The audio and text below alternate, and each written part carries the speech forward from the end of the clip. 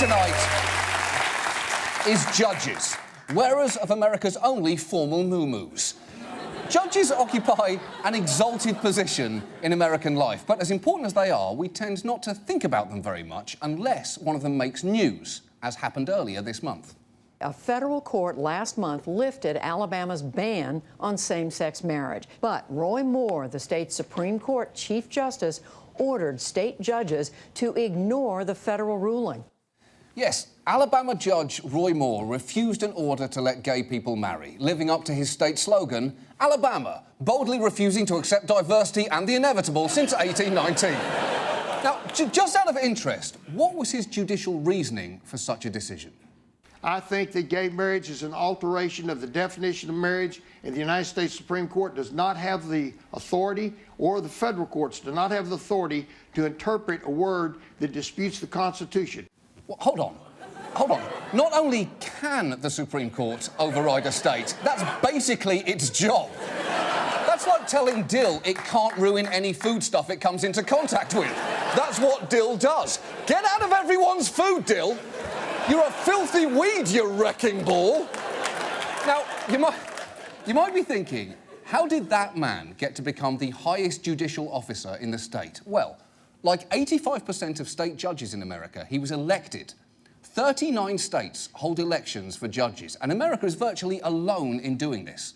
In fact, there's only one other country on Earth that does it on this scale. You can guess which? You're wrong, it's Bolivia. A country you think about so little, you haven't even realised that's not Bolivia, this is Bolivia.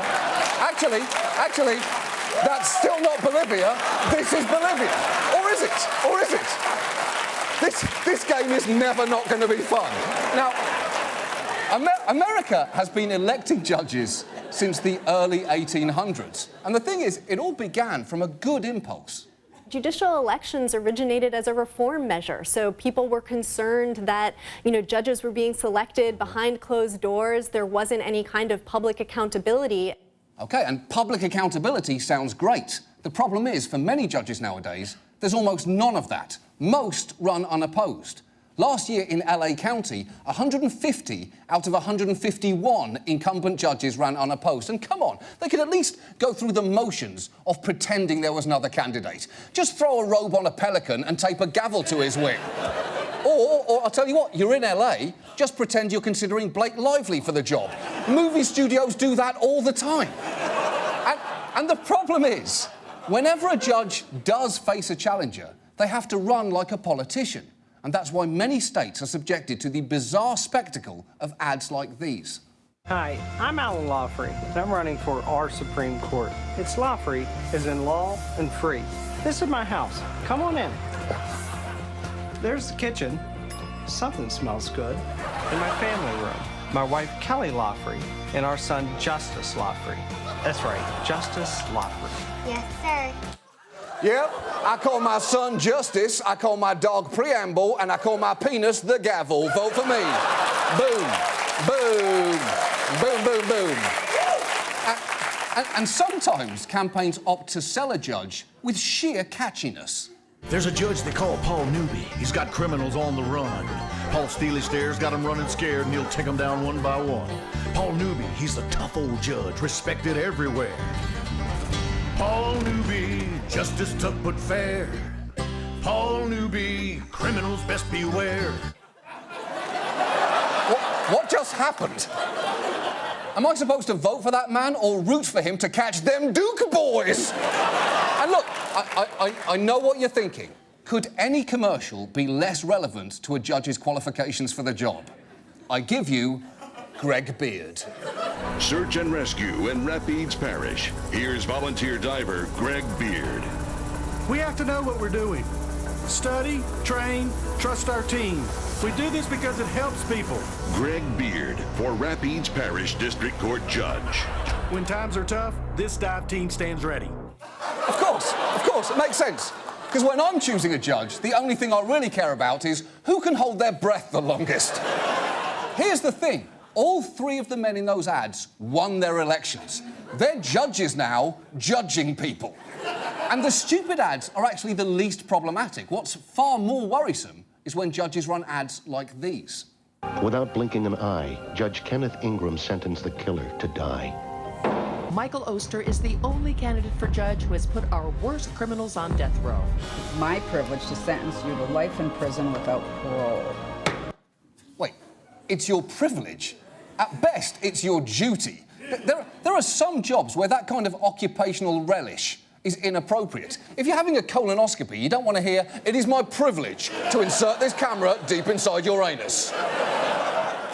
The problem with an elected judiciary is sometimes the right decision is neither easy nor popular, and yet campaigns force judges to look over their shoulder on every ruling, because while political attack ads can be aggressive, judicial attack ads can be downright horrifying.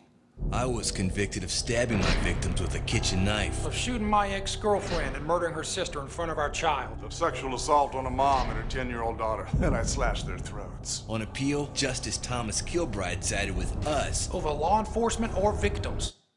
Oh my God. Good luck getting back into whatever you were watching after seeing that commercial. Sheldon and his friends are going to have to get into some pretty wacky mishaps to wipe the memory of that away. Now, what those evil shadows are saying sounds awful, but here's the problem. None of those three men were actually set free by Judge Kilbride, but in each case he merely questioned the legality of procedural points in their trials, which is a judge's job. But there's no room in campaigns for nuance. That's why you don't see bumper stickers reading, "Justice is complicated, requiring the sublimation of our baser instincts," which, though difficult, is the only thing that separates us from the anarchy of beasts, Kilbride 2015. The danger is, if ads like those get inside judges' heads and make them rule more harshly to protect themselves in the future. And the problem is, that does happen. There are some academic studies that have suggested that judges do change their behavior. So, for example, in election years, if you look at judges' sentencing decisions, judges tend to be harder on crime.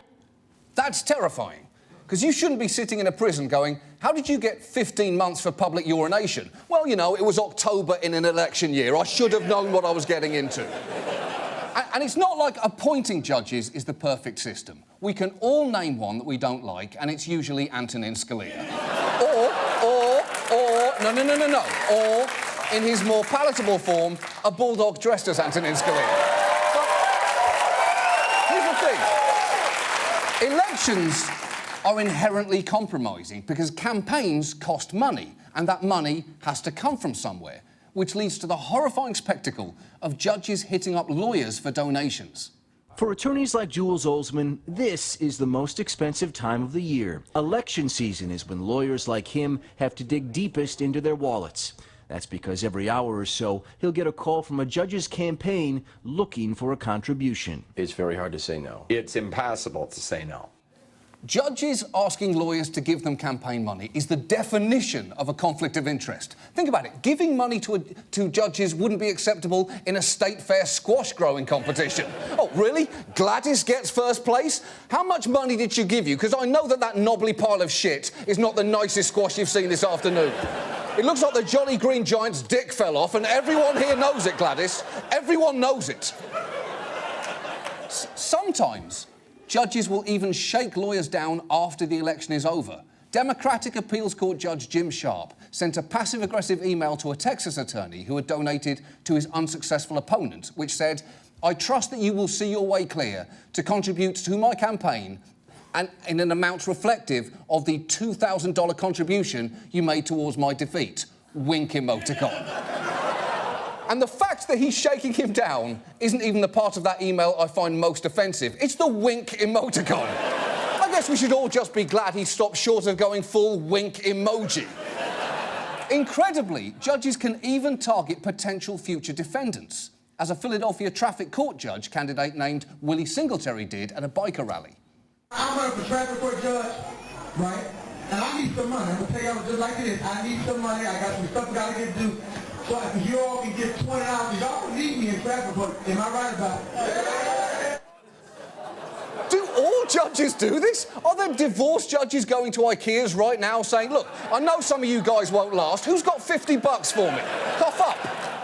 Now, you'll be glad to hear that that judge is no longer on the bench, although it wasn't for taking those contributions, but rather because he allegedly once showed cell phone pictures of his genitals to a colleague, an accusation that yielded a disciplinary hearing whose magnificent opinion featured the phrase, "the judicial penis," and determined he had intentionally groomed his penis for photography.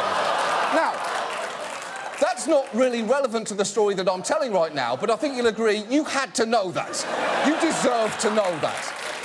And look, it gets one step worse. One step worse, judges also frequently benefit from campaign money given by businesses and special interests. And while they may claim that that doesn't affect them, multiple studies have suggested otherwise. We looked at the Ohio Supreme Court and asked the question of how often they vote for contributors who appear before them. And the answer was overall about 70% of the time. And in the case of one justice, Terence O'Donnell, 91% of the time.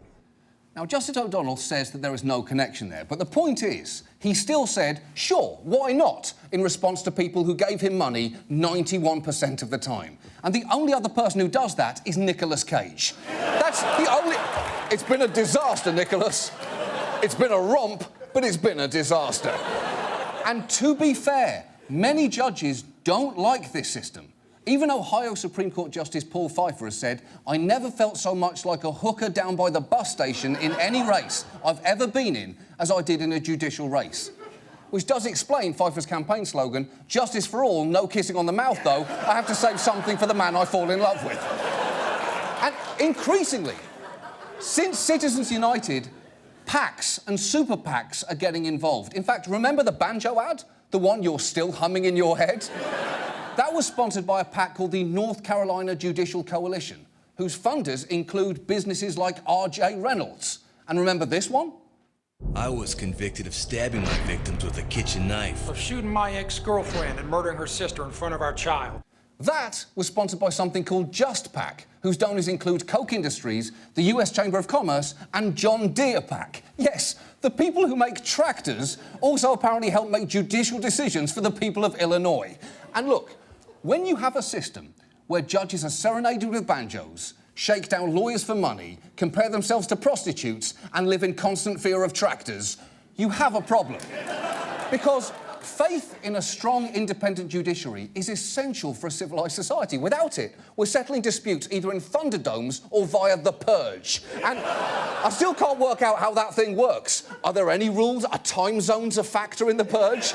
Is the East Coast purge an hour before the purge Central Time? In which case, nobody tweet about it. It spoils it for everyone. Look, if we're going to keep electing judges, we may have to alter our idea of what justice is. In fact, at the very least, to be a bit more representative, we should tweak the blindfolded lady holding scales to put a tip jar in her hand and give her a fucking winking emoji for a face.